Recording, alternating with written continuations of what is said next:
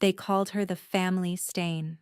For 21 years, Vela Morn survived in the shadows of her three older brothers, treated not as kin, but as a burden to be hidden, beaten, and starved into silence. She was the wolf-less daughter of a once proud bloodline, the shameful secret of the Hollowfang pack. Her brothers told the world she was simple-minded. They told her she was worthless. But they didn't know what slept coiled in her marrow.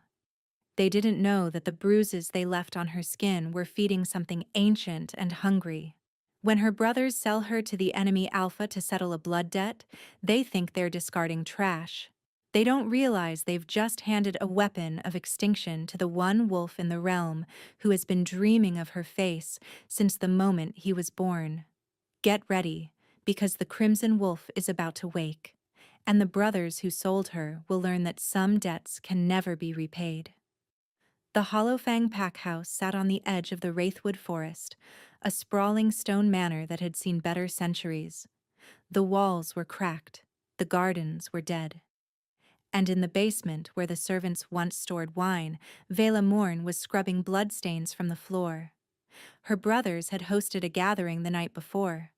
Pack warriors, gambling, drinking, and fighting. One of them had split another's skull open over a dice game. No one bothered to clean it. That was Vela's purpose. She worked on her hands and knees, using a rag so old it was more whole than fabric. Her fingers were numb from the cold water. Her knees ached against the stone. She was 21, an age when most she-wolves had already found their mates and born their first pups. But Vela had never shifted. She had never heard her wolf's voice. She was, according to her eldest brother Haldrick, an evolutionary mistake. Still at it? The voice came from the stairs. Vela didn't look up. She knew that voice. It belonged to Fenric, the middle brother, the one who never raised his fists but whose words cut deeper than claws. Almost finished, she whispered. Fenric descended the stairs slowly, his boots clicking against each step. He was lean where Haldrick was thick, handsome in a cold, angular way. He crouched beside her, tilting his head as if examining an insect. You missed a spot. He pointed to a section she had already cleaned twice. Do it again. Vela swallowed her protest and moved the rag to the indicated spot. Good girl. Fenric smiled. You know, I've always wondered what Mother saw in you. She died bringing you into this world, and for what? A defective runt who can't even shift. He stood, brushing imaginary dust from his trousers. Father should have drowned you at birth. Would have saved us all the embarrassment. He left without another word, his footsteps fading up the stairs. Vela sat frozen, the rag clenched in her white-knuckled fist. She would not cry. Tears were weakness, and weakness in the hollow fang pack was an invitation for pain. She finished the floor and crept upstairs to the kitchen, hoping to find scraps before the cook threw them to the dogs. But the kitchen was not empty. All three of her brothers were seated at the table, and they were arguing. Haldrick, the eldest, was a mountain of muscle with a permanent scowl carved into his face. He had their father's brutal features and their father's brutal temper. Beside him sat Fenric, picking at his nails with a knife, and at the end of the table, looking like he wished he were anywhere else, was Torvin, the youngest brother. Torvin was the only one who had never struck her. He simply pretended she didn't exist. In some ways, that hurt more. We don't have the gold, Haldrick was growling. The Ironvale Dominion wants 50,000 crescents by the new moon, or they march on our territory. Then we fight, Fenric said lazily. Fight? Haldrick slammed his fist on the table. Their alpha has 10,000 wolves. We have 800. It would be a slaughter. Then we negotiate, Torvin offered quietly. Offer them something else. Land. Timber rights. They don't want land. Haldrick's voice dropped, his eyes shifting toward the doorway, toward Vela. She froze. They want a bride. The silence that followed was suffocating. Viola felt the blood drain from her face as all three brothers turned to look at her. Haldrick's lips curled into something that was almost a smile. The Iron Veil Alpha sent a message last month. He's unmated. He's looking for a female of noble blood to seal an alliance. Haldrick stood, walking toward her with slow, deliberate steps. And you, dear sister, despite your many defects, are technically of noble blood. No. The word escaped before Viola could stop it. Please, you can't. Can't? Fenric laughed. Who's going to stop us? Your imaginary wolf? Haldrick grabbed her arm, his grip crushing. You'll do what you're told, Runt. For once in your miserable life, you'll be useful to this family. Viola looked at Torvin, her eyes pleading. He looked away. And in that moment, something deep inside her chest stirred. Not her heart. Something older. Something that had been sleeping for 21 years. It opened one eye. 3 days later, Vela stood at the northern border of Hollowfang territory, her wrists bound with silver-threaded rope that burned her skin. She wore a thin gray dress, unsuitable for the bitter wind that howled across the frozen plains. Her brothers had not given her a coat. They had not given her a farewell. Haldrick stood to her left, his arms crossed, watching the tree line with barely concealed impatience. Fenric was to her right, examining his reflection in a pocket mirror. Torvin lingered behind, silent as always. Where are they? Haldrick muttered. The message said dawn. Perhaps the great Alpha King is having second thoughts, Fenric drawled. Can't imagine why. We're offering him such a prize. He shot a mocking glance at Viola. She kept her eyes forward, refusing to give him the satisfaction of a reaction. The dawn mist was thick, rolling between the ancient pines like something alive. Vela's breath came in short puffs of white vapor. Her feet were numb inside her worn boots. If she died of exposure before the Iron Veil wolves arrived, she wondered if her brothers would even notice. Then she felt it. A pressure in the air. A weight that seemed to press down on her lungs. The temperature dropped another 10 degrees, and the mist began to part. Figures emerged from the forest.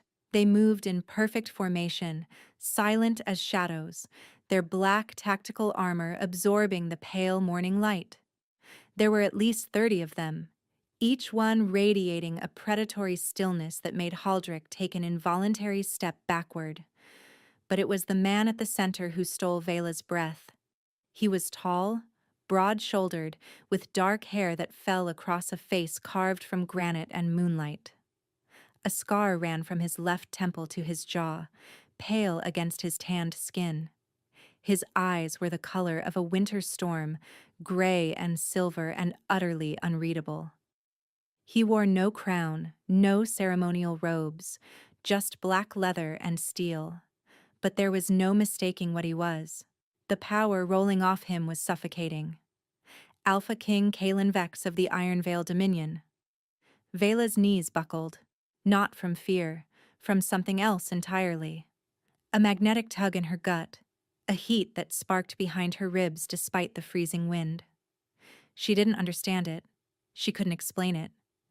But the moment his eyes found hers, Kalen Vex stopped walking. He went completely still. His warriors halted behind him, exchanging confused glances. The Alpha King's unreadable expression shifted, replaced by something Vela couldn't name. Shock. Recognition. Hunger. You, he breathed. The word was barely audible, but Vela heard it as if he had spoken directly into her mind. Haldrick stepped forward, oblivious to the tension crackling in the air. Alpha Vex. As promised, we've brought the female. She's wolfless and a bit scrawny, but her blood is pure Hollowfang nobility. This should settle our debt in full. Kalen didn't look at him. His iron gaze remained locked on Vela, burning with an intensity that made her heart stammer. Who bound her? Kalen's voice was quiet, dangerously quiet. Haldrick blinked. The silver rope? It's a precaution. She's a flight risk. Not that she could get far with those weak legs. Who bound her? The question cut through the air like a blade. Fenric's smirk faltered. Torvin took a step back. Even Haldrick, for all his bluster, seemed to sense that something had shifted. Kalen walked forward. His warriors parted for him like water around a stone. He stopped directly in front of Vela, so close she could smell him. Pine, wood smoke, and something electric, like the air before a lightning strike. He reached down and took her bound wrists in his hands. His touch was impossibly gentle. "I've seen your face every night since the moment I drew my first breath," he murmured, low enough that only she could hear. "And in every dream, you were wearing a crown." Then, with a single flex of his grip, he snapped the silver rope like thread. The rope fell to the frozen ground. The burns on Vila's wrists were already beginning to fade, though she didn't notice. She was too busy staring at the Alpha King who had just destroyed her bindings as if they were made of paper. Haldrick found his voice first. "What are you doing? She's yours now. There's no need to—" "Yours?" Kalen turned slowly. The movement was unhurried, almost lazy, but the threat beneath it was palpable. "You speak as if she were livestock." "She's a treaty bride," Fenric interjected, stepping beside Haldrick with a diplomatic smile. "A gift to seal our alliance. Surely you understand the transactional nature of—" "I understand that you bound a woman of noble blood with silver rope." Kalen's voice hadn't risen, but the temperature seemed to drop another 10 degrees. "I understand that she arrived without a coat in the dead of winter. I understand that her wrists are scarred from more than just today's bindings." He took a step toward the brothers, then another. "I understand that you expected me to accept damaged goods and be grateful for it." Haldrick's face reddened. "Now see here, Alphavex, we had an agreement. 50,000 crescents or a bride of noble blood. We've delivered. The debt is cleared." "The debt is cleared," Kalen agreed. His voice was soft as silk wrapped around a dagger. "But I find myself curious about something. You have 500 eligible she-wolves in your pack. Daughters of warriors, merchant families, even a few distant cousins of pure lineage, yet you chose to send me her." He gestured toward Vela without looking at her. "The one you beat, the one you starved, the one you kept in a basement." Kalen tilted his head. "Why?" Fenric's composure faltered. "How do you know?" "I know everything." Kalen smiled, and it was a terrible thing, all teeth and cold promise. "Did you think I would accept a bride without investigating her background? Did you think I was a fool?" He let the question hang in the air. "You sent her because you thought she was worthless, wolf-less. A shameful secret you could finally dispose of. You assumed I would use her, discard her, or simply let her die in the winter snows." Kalen's slate-colored eyes darkened to iron. "You miscalculated." Haldrick's hand moved toward the blade at his waist. "Bad idea." In the span of a heartbeat, Kalen's warriors had drawn their weapons. 30 bows, 30 blades, all aimed at the 3 Hollowfang brothers. "Touch that sword and you'll lose the hand," Kalen said pleasantly. "Then I'll take the other one for making me repeat myself." Haldrick's hand froze. Vela watched this unfold in stunned silence. She had been prepared for humiliation. She had been prepared for cruelty. She had expected the enemy Alpha to look at her with the same disgust her brothers did. She had not expected this. Kalen turned back to her, and his entire demeanor shifted. The cold fury melted away, replaced by something almost tender. He shrugged off his black leather coat and draped it around her shoulders. It was warm, heavy, and smelled like him. "Can you walk?" he asked quietly. Vila nodded, not trusting her voice. "Good." He offered her his arm, a gesture so formal, so respectful, that it made her throat tighten. "Then let me take you home, Vila Morn." He knew her name. He knew her name, and he spoke it like it mattered.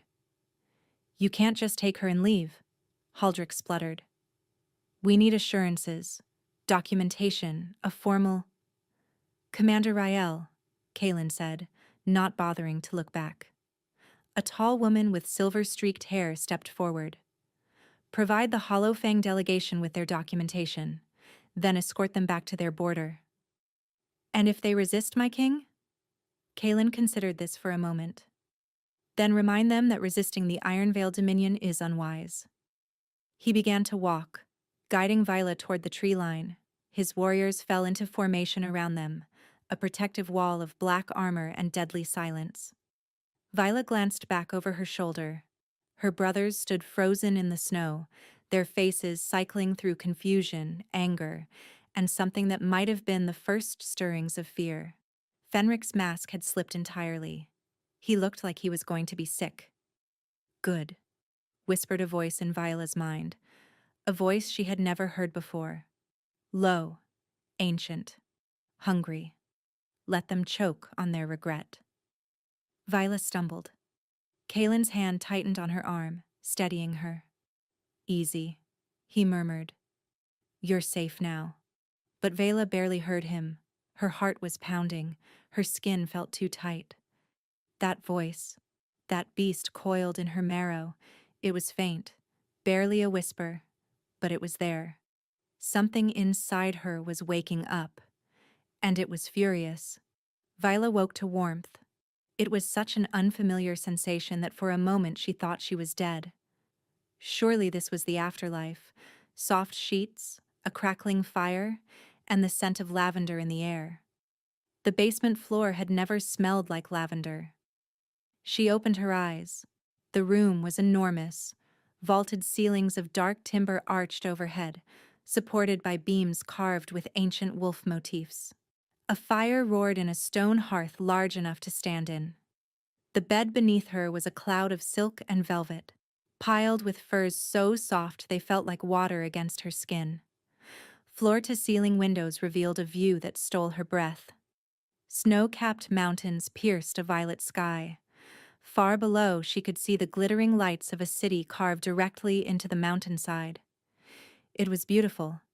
It was terrifying. This was not Hollowfang territory. Vela sat up too quickly. Pain lanced through her skull and the room tilted. She grabbed the headboard, steadying herself. The disorientation will pass. The deep voice came from the shadows near the window. You've been asleep for almost 2 days. Your body needed to recover. Kaelin Vex stepped into the firelight. He had changed from his tactical armor into simple dark clothing, a gray sweater, black trousers.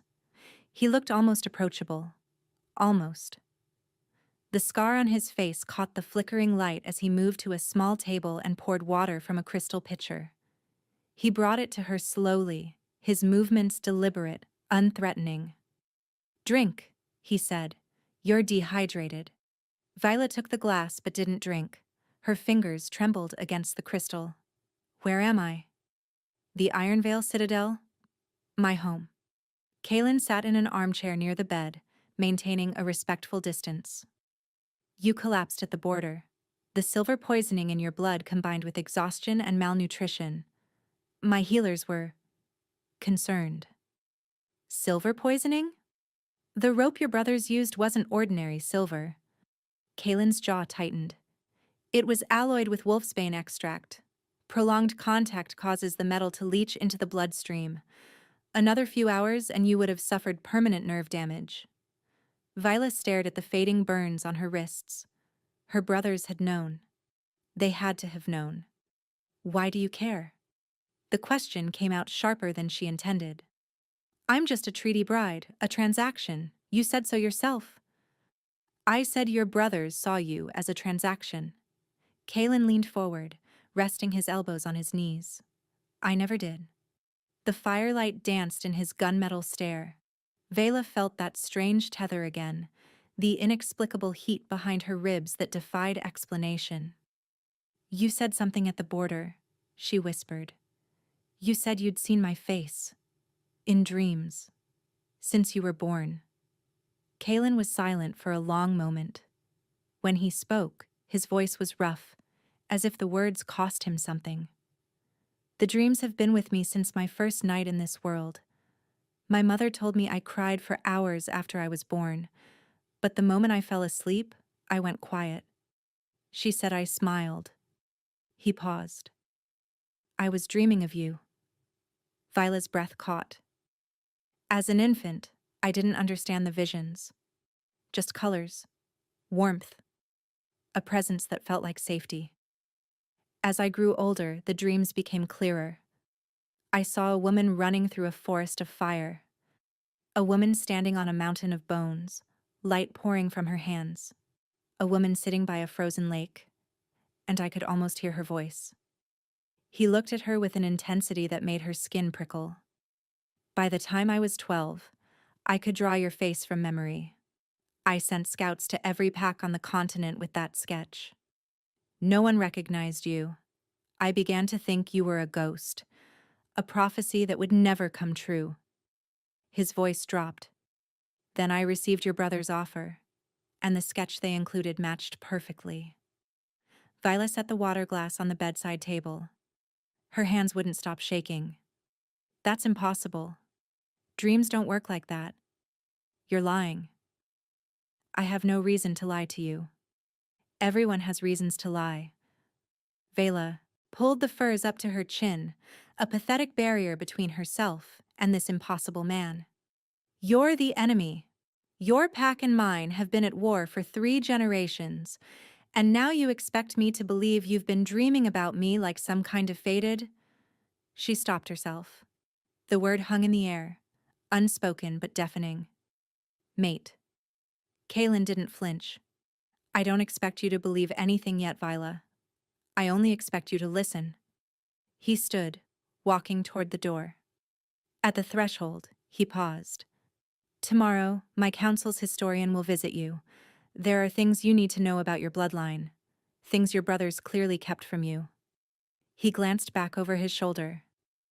Things that will explain why a wolfless woman has been haunting the dreams of an Alpha King since the day he was born. He left, closing the door softly behind him.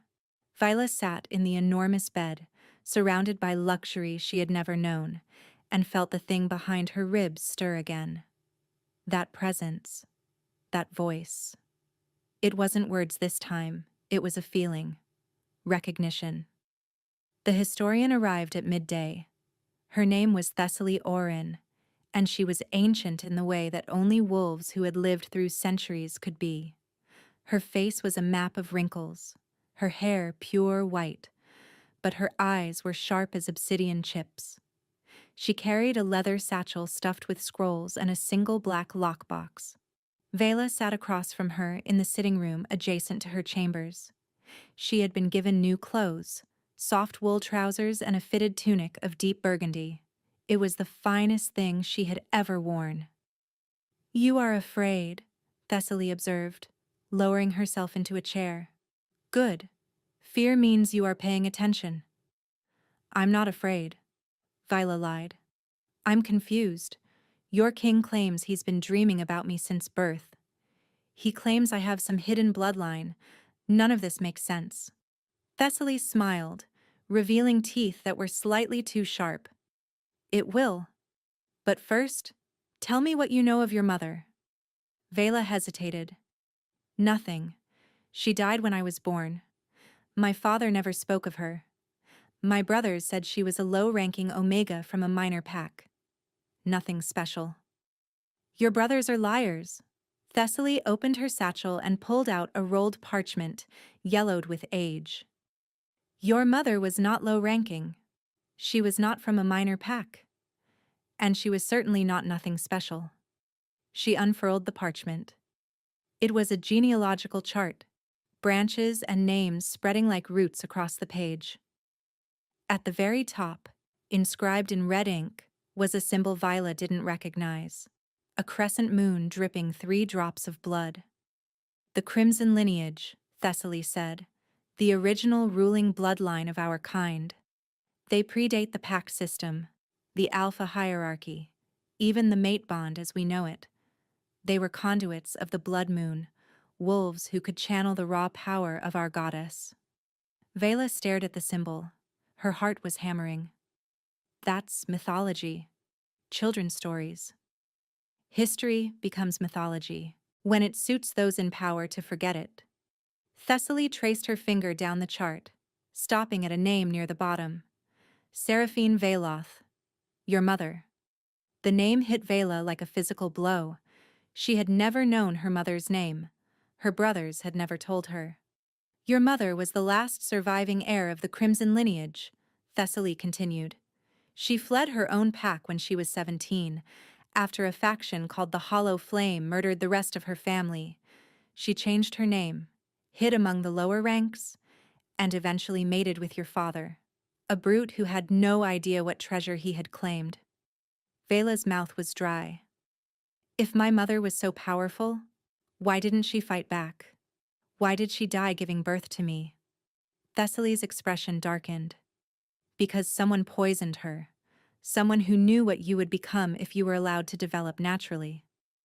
She opened the black lockbox. Inside, nestled in red velvet, was a small vial of dark liquid and a silver medallion engraved with the blood drop crescent. Wolfsbane compound, Thessaly said, holding up the vial. We found trace amounts in your bloodstream during your treatment, but the concentration suggests you've been ingesting it for years. Decades, perhaps. The room seemed to tilt. Viola gripped the arms of her chair.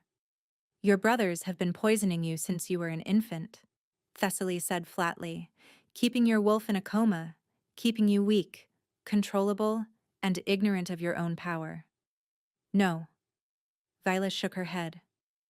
That can't be right. Why would they?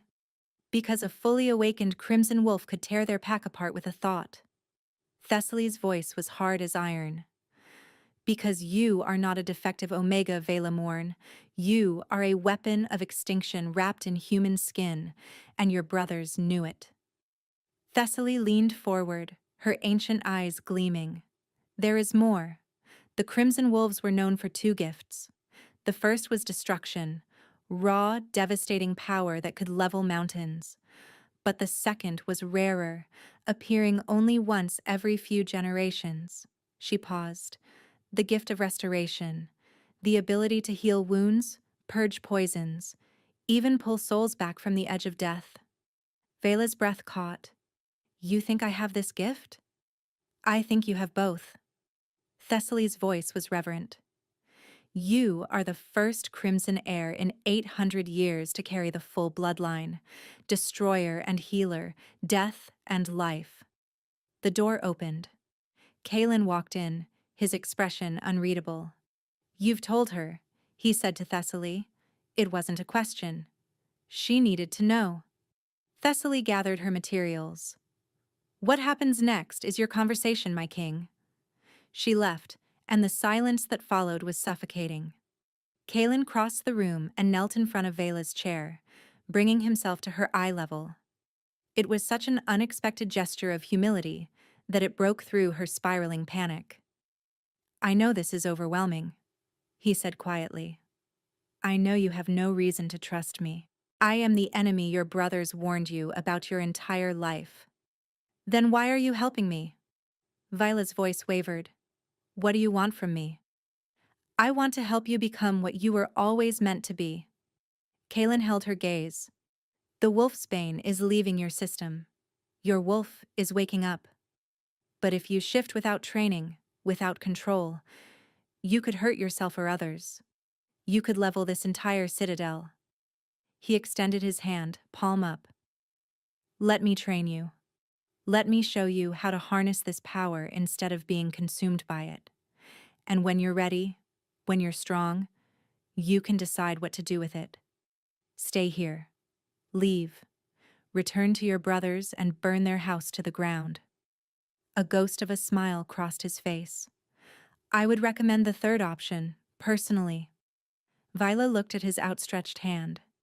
She thought of the basement, the cold, the hunger, the rope burns. She thought of Fenric's cruel smile and Haldric's crushing grip and Torvin's cowardly silence. She thought of her mother, murdered before she could even hold her daughter. The caged wolf inside her pulsed, agreement, anticipation. Vela reached out and took Kalen's hand. "Teach me," she said. "Teach me how to make them regret ever touching me." 2 weeks passed.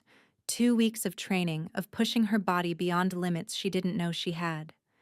2 weeks of Kalen teaching her to fight, to sense the boundaries of her own aura, to coax the sleeping beast inside her toward wakefulness without letting it explode.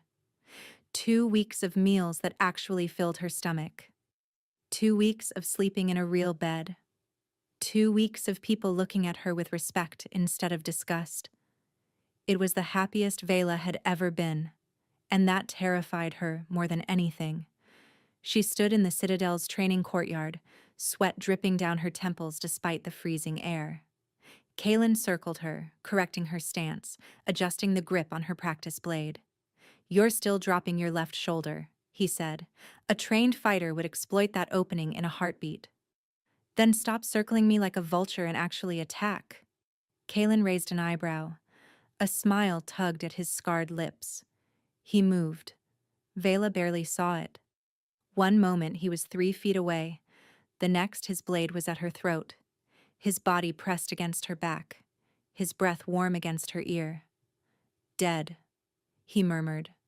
Vila's heart was pounding, and not just from the exertion. The heat behind her ribs flared. Her wolf stirred, restless, wanting. "That's cheating," she managed. "You used alpha speed. Your enemies won't fight fair." Kalen stepped back, giving her space. "Neither should you." Before Vela could respond, a horn sounded from the Citadel walls. 3 sharp blasts. Warning. Kalen's expression hardened. "Stay here." "What's happening?" He was already moving toward the gate. Commander Rael met him halfway, her face grim.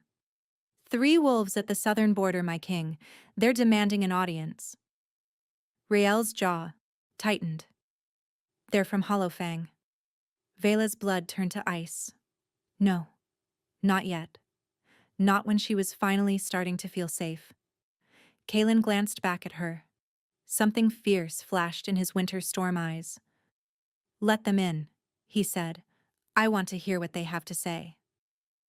The throne room of the Ironvale Citadel was carved from black granite, lit by torches that burned with blue flame. The obsidian throne sat on a raised dais, a seat of power that radiated cold authority. Kalen sat upon it, his posture relaxed but his gaze sharp as daggers. Vela stood to his right, wearing the training leathers she hadn't had time to change out of. She refused to hide. She refused to cower. "Let them see me," she thought. "Let them see what they threw away." The doors opened. Haldrick strode in first, his bulk barely contained by his formal armor. Fenric followed, his diplomatic mask firmly in place, and behind them, looking like he wanted to disappear into the floor, was Torvin. Haldrick's eyes found Vila immediately. Something flickered across his face. Surprise, perhaps, at her clean clothes and straight posture. At the muscle she had already started to build. At the way she met his gaze without flinching. "Alpha Vex," Haldrick said, executing a stiff bow. "Thank you for receiving us." "I didn't receive you out of courtesy," Kalen replied. "I received you because I'm curious what possible reason you could have for showing your face in my territory after our last conversation." Fenric stepped forward, smooth as oil. "We've come to discuss a misunderstanding regarding our sister." There was no misunderstanding. Kalen's voice could have frozen the torches. "You sold her. I bought her. Transaction complete." "Ah, but that's precisely the issue." Fenric's smile didn't reach his eyes. "You see, we've recently discovered that the terms of our agreement may have been incomplete." He pulled a scroll from his coat. "According to the old laws, a female of noble blood cannot be transferred between packs without her formal consent, documented and witnessed by a neutral party. We have no such documentation." Fenric's smile widened. "Which means, legally speaking, the transfer is void." Vela is still Hollow Fang property. Vela's hands curled into fists. Property. Even now, that's all she was to them. Furthermore, Fenric continued, we've learned that our sister may possess certain hereditary qualities that were not disclosed at the time of sale. The Ironvale Dominion cannot legally retain a Crimson lineage heir without the approval of the Continental Council. The throne room went deathly silent. Kalen leaned forward, his eyes darkening. And how, exactly, did you learn about her lineage? Fenric hesitated. It was Haldrick who answered, his voice a growl. We intercepted one of your messengers 3 days ago. The fool was carrying a report about her bloodwork to the Continental Archives. His lips twisted into a sneer. You should train your couriers better. Kalen's jaw tightened, but he said nothing. What matters, Haldrick continued, is that she belongs to us. She's our blood. Our responsibility. Your responsibility? Vila's voice cut through the hall like a blade. All eyes turned to her. She stepped forward, descending 1 step from the dais. You starved me. You beat me. You kept me in a basement like an animal for 21 years. Her voice was steady, but the rage beneath it was molten. You poisoned me since infancy to keep my wolf asleep. And now you want me back? Haldrick's face reddened. You don't understand the complexities. I understand perfectly. Vila took another step. The beast inside her was growling, pressing against its cage. You didn't know what I was worth. And now that you do, you want to profit from me again. Vela. Torvin's voice was barely a whisper. Please, just come home. We can work this out. She looked at her youngest brother. For a moment. Just a moment. She saw the boy who used to sneak her extra bread when no one was watching. The boy who had stopped, eventually, because it was easier to pretend she didn't exist. I have no home, Vila said quietly. You made sure of that. Fenric's mask slipped. Anger flashed beneath the surface.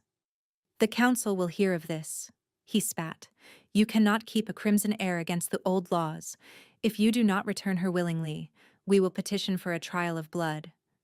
The words echoed through the throne room. Kalen rose from the throne. He descended the steps slowly, each footfall deliberate. A trial of blood, he repeated. You would invoke the ancient rites over a woman you treated as garbage? We invoke them over a woman who is legally ours. Haldrick stepped forward, emboldened. The choice is simple, Alphavex. Return her, or face the trial. Kalen stopped directly in front of Haldrick. Despite the Hollow Fang Alpha's bulk, Kalen seemed to tower over him. Then I accept your trial, Kalen said softly. But not for me. For her. Haldrick blinked. What? Kalen turned to Vela. The trial of blood is an ancient challenge to determine rightful ownership, but the old laws also state that any party to the dispute may choose to represent themselves. His eyes met hers. You don't have to do this, Vila. I can fight for you. I will win. Vela looked at her brothers. She saw Haldrick's smug certainty, Fenric's calculating eyes, Torvin's pathetic guilt.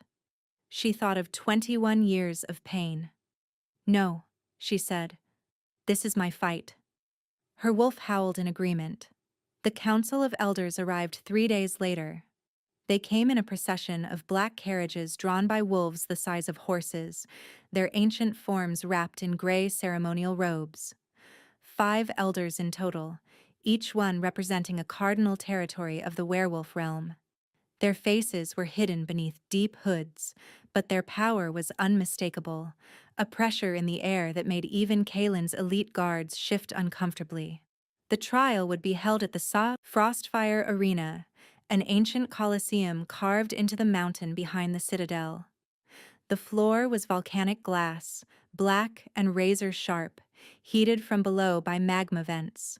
It was a place where disputes had been settled in blood for over 1,000 years. Vila stood at the edge of the arena, looking down at the obsidian floor.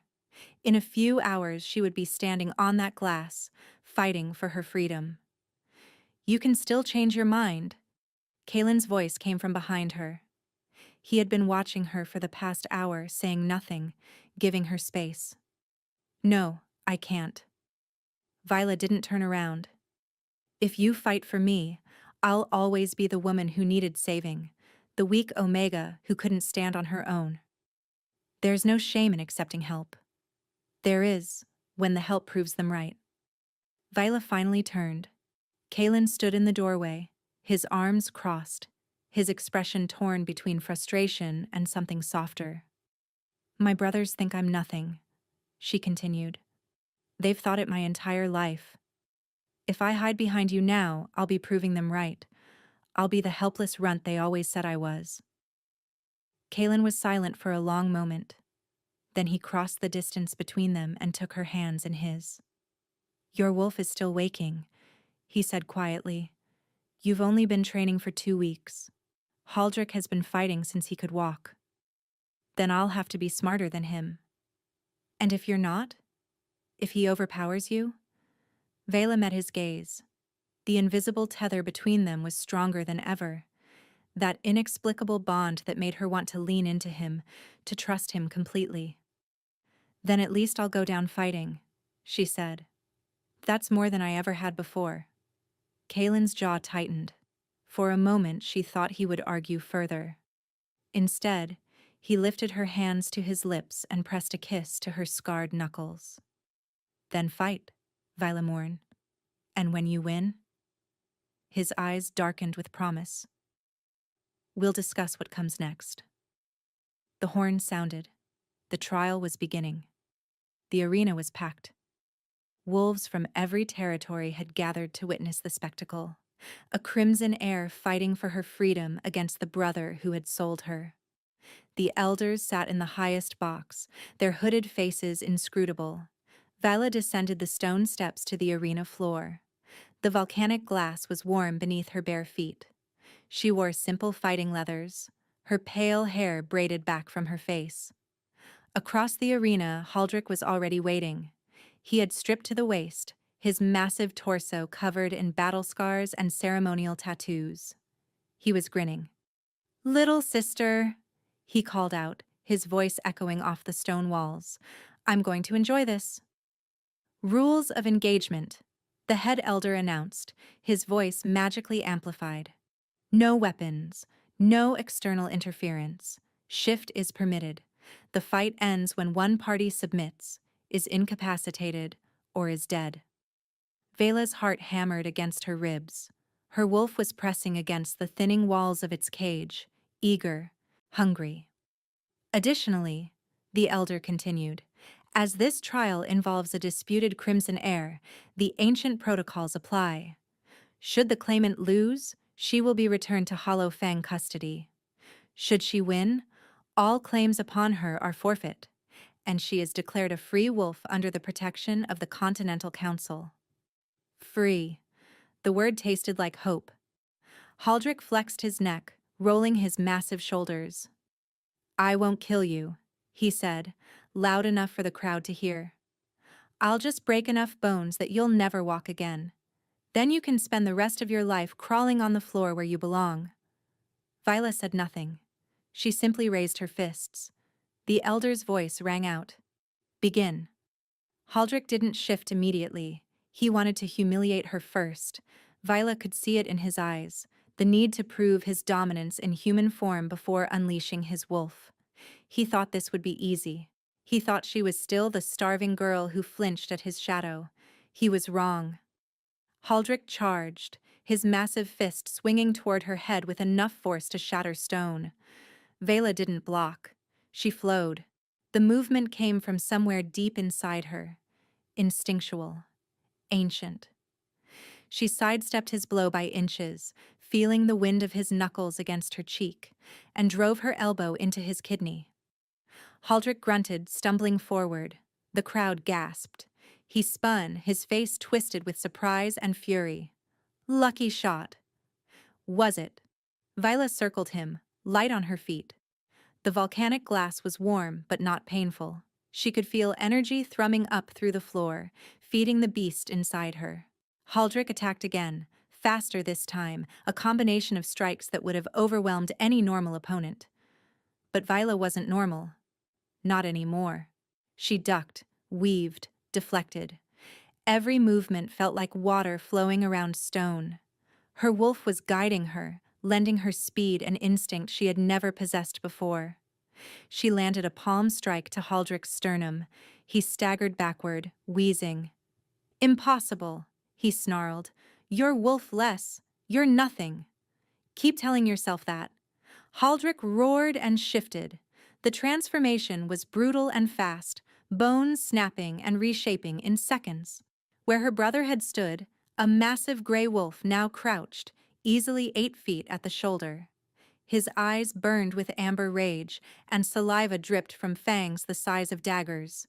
He lunged. Viola closed her eyes. "Come out," she whispered to the presence inside her.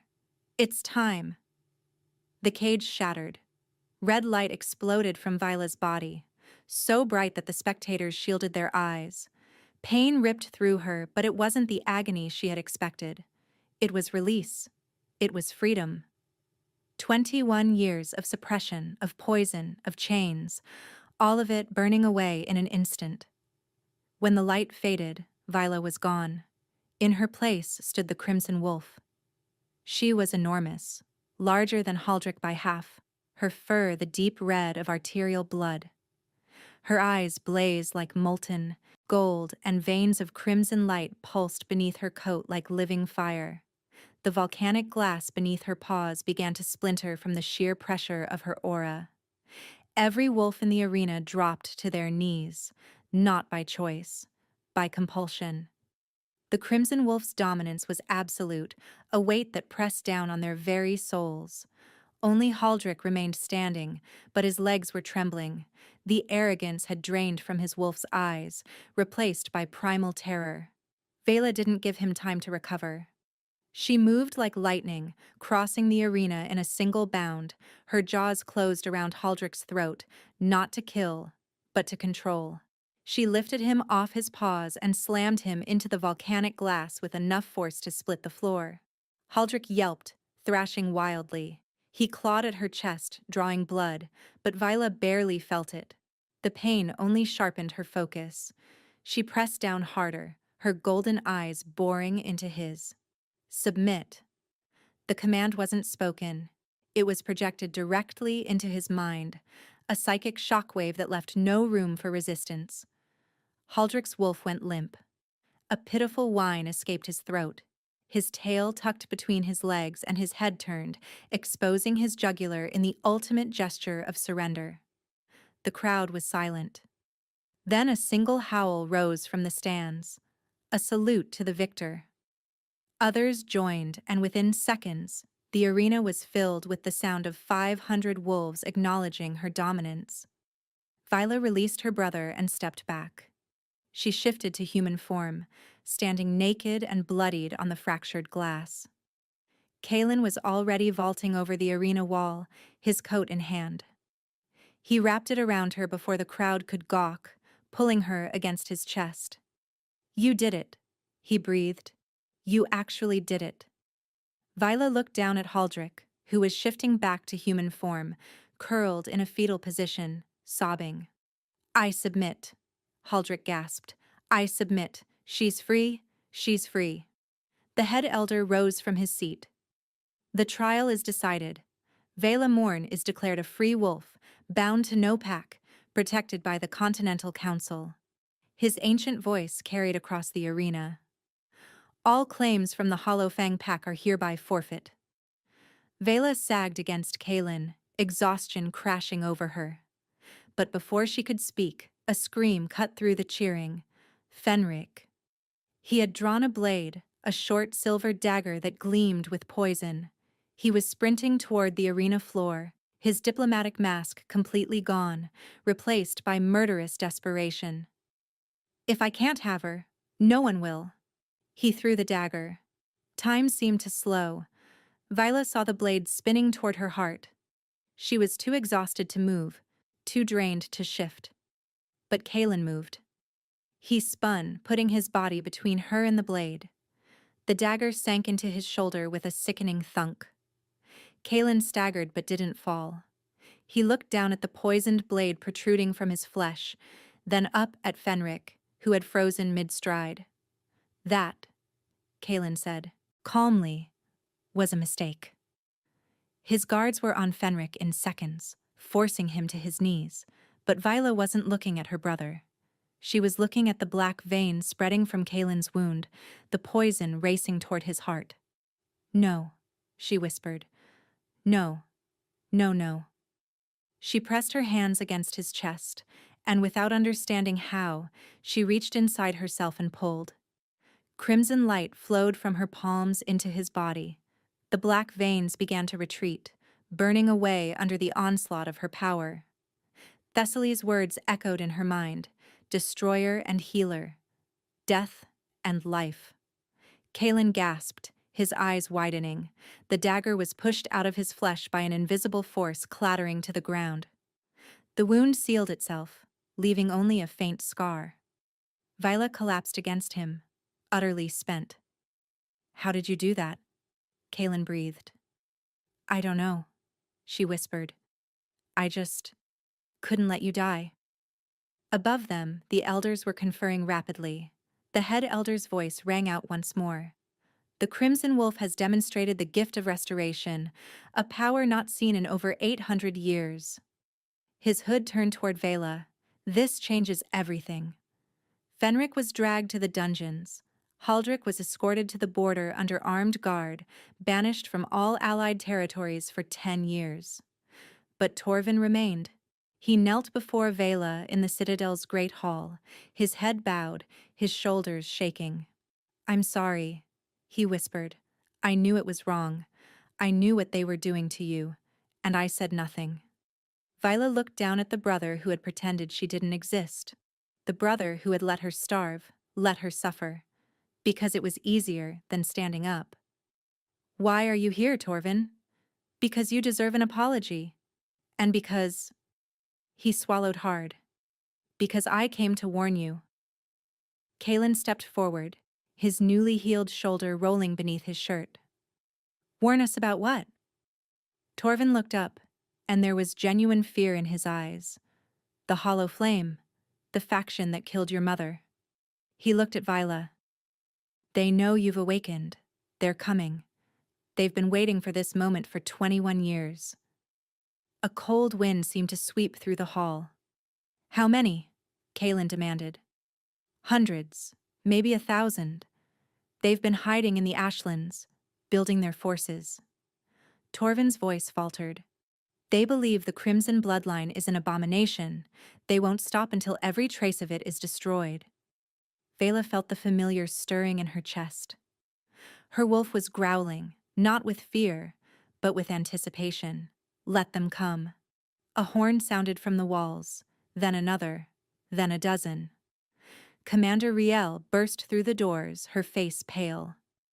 "My king, the eastern perimeter has been breached. An army is marching through the Shadow Pass. They're wearing silver masks."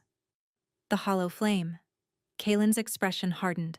He turned to Viola, his eyes searching her face. "You don't have to fight. You've already proven yourself. You can stay here, where it's safe." Vela thought of her mother, dying alone, unable to protect her daughter. She thought of 21 years of poison, of beatings, of being told she was worthless. She was done hiding. "Give me a sword," she said, "and point me toward the enemy." The battle was chaos. The Hollow Flame had breached the outer walls with explosives, pouring into the citadel like a tide of silver and steel. Their wolves were rabid, feral, driven by fanatical hatred. They didn't fight to win. They fought to destroy. Vela moved through the carnage like a crimson ghost. She had shifted fully, her massive form tearing through enemies with brutal efficiency. But for every flame soldier she killed, 2 more seemed to take their place. At the center of the invasion stood their leader, a towering figure in ornate silver armor, wielding a staff topped with a black crystal that pulsed with corrupt energy, Vorthax the Purifier. He had been hunting the Crimson bloodline for decades. He had killed Vela's grandparents, her aunts, her uncles. He had ordered the poison that had kept her wolf asleep, and now he was here to finish the job. There you are, Vorthax's voice echoed across the battlefield, amplified by dark magic. The last little ember of a dying fire. I'm going to enjoy snuffing you out. He raised his staff and unleashed a beam of black energy directly at Vela. She dodged, but barely. The beam struck the wall behind her, and the stone simply ceased to exist, vaporized into nothing. Vela shifted back to human form, gasping. Her wolf was powerful, but this magic was something else entirely. Something ancient and wrong. Vorthax advanced, his staff charging for another blast.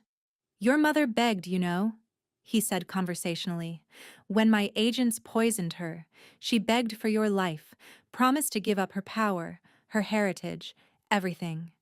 And we let her think we agreed." He smiled beneath his silver mask. "Then we poisoned you anyway." Something inside Vela snapped. Not the cage this time, the limiter on her soul. She stopped fighting the power. She stopped trying to control it. She let it consume her entirely. Crimson light erupted from her body, brighter than the sun, hotter than the volcanic glass. Her eyes became twin stars. Her voice became the voice of a goddess. "You killed my mother." The words weren't spoken. They were carved into reality itself. Vila raised her hand. Vorthax tried to fire his staff, but the black crystal shattered before he could complete the motion. He was lifted off his feet by an invisible force, his armor crumpling like paper. "You poisoned me. You stole my childhood. You made me believe I was worthless." Her fist closed. Vorthax screamed as the pressure increased. His bones began to shatter. His mask disintegrated, revealing a face twisted in agony and terror. "And now," Vela whispered, her voice echoing with ancient power, "you will pay." She opened her hand. Vorthax exploded into crimson ash, the remaining hollow flame. Soldiers froze. Then, as one, they dropped their weapons and fled into the night. Vela swayed, the divine light fading from her skin. She collapsed, but Kaelin caught her before she hit the ground. "I've got you," he murmured, pulling her close. "I've always got you." Vela looked up at him, exhausted beyond measure, but finally at peace. "Is it over?" she whispered. Kaelin pressed his forehead to hers. "The war is over," he said softly. "But our story is just beginning." 6 months later, the Iron Veil Citadel had never looked more beautiful. Banners of crimson and black hung from every tower. Flowers imported from the southern territories lined the Great Hall. Representatives from every pack on the continent had gathered to witness what many had thought impossible, the coronation of a Crimson Queen. Vela stood before a mirror in her chambers, barely recognizing the woman who stared back at her. She wore a gown of deep red silk embroidered with threads of gold. A crown of black iron and rubies rested on her pale hair. Her violet eyes, now permanently flecked with gold, held a quiet strength that had been forged in fire. A knock at the door. "Enter."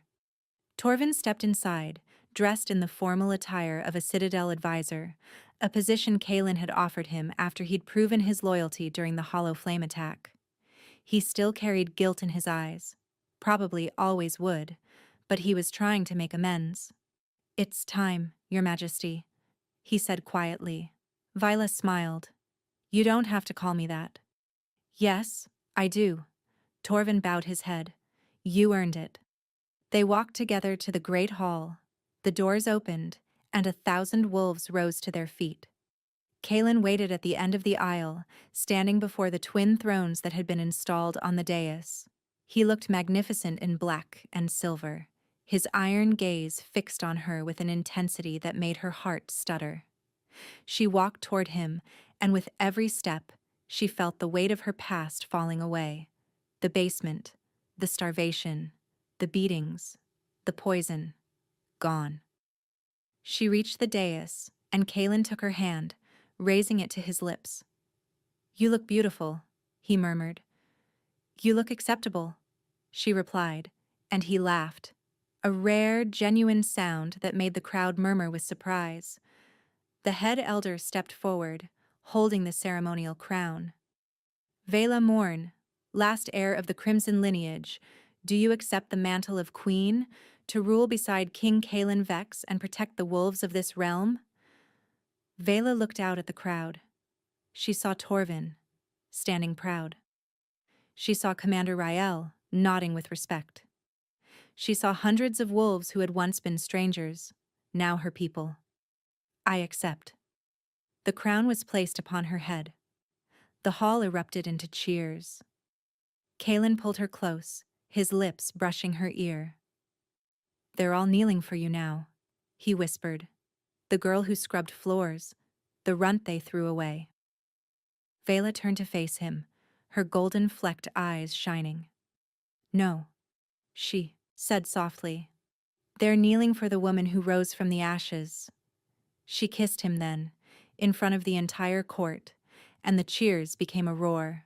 Far away, at the edge of the Hollowfang border, Haldrick watched the distant celebration through a spyglass. His face was gaunt, his body weakened by months of exile. Beside him, Fenric sat in chains, awaiting transfer to a continental prison. Haldrick lowered the spyglass, his hands trembling. "We made a mistake," he whispered. "We made 100 mistakes." Fenric spat. "And now we'll pay for every single one." The brothers had sold their sister to settle a debt. They never imagined she would become the most powerful wolf in the realm. They never imagined she would make them kneel. If you enjoyed this story and want more tales of rejected mates, hidden bloodlines, and enemies who become lovers, make sure to smash that like button, subscribe to the channel, and hit the notification bell so you never miss a new upload. Thanks for listening, and I'll see you in the next one.